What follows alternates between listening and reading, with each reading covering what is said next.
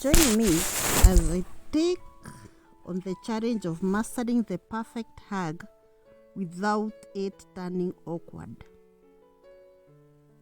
Hugs are such a fundamental part of our social interactions, and yet it is something that can make us feel incredibly awkward and unsure of ourselves. We have all been there, right? Standing there, arms outstretched, wondering if we are doing it right, wondering if the other person is comfortable, and wondering when it is okay to let go. When it comes to hugging, there is this weird sense of uncertainty that can creep up on us. We worry about invading somebody's personal space or not showing enough affection.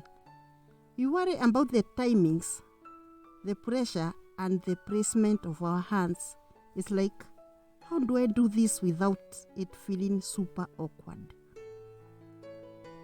I think what makes hugging so tricky is that this delicate balance between showing affection and respecting boundaries.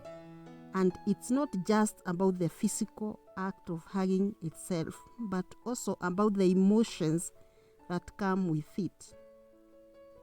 Are we doing it out of obligation, or is it a genuine display of affection? Are we doing it because we want to, or because we feel like we have to? But despite all these feelings of uncertainty, I think it is really important to remember that hugging is a vital part of human connection.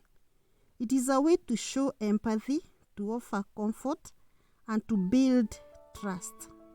So, how can we overcome this awkwardness and make hugging feel more natural and comfortable? Let's start by exploring the different types of hugs. You have got your friendly hug, your romantic hug, your condolences hug. Each one requires a slightly different approach. And it is not just about the type of hug, but also about the body language, the timing, and the context in which it is happening. For example, a friendly hug is usually a bit more casual, and the body language is often more open and relaxed. With romantic hugs, it is all about the intensity and the intimacy. And with condolence hugs, it is about offering comfort and support during a difficult time.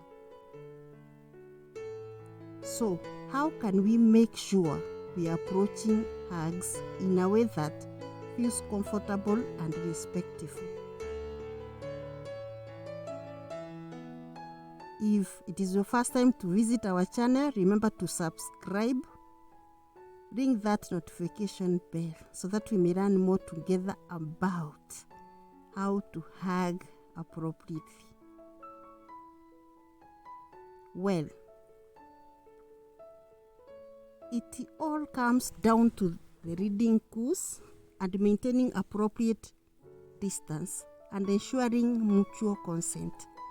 It is about being mindful of the other person's boundaries and not pushing them to do something they are not comfortable with.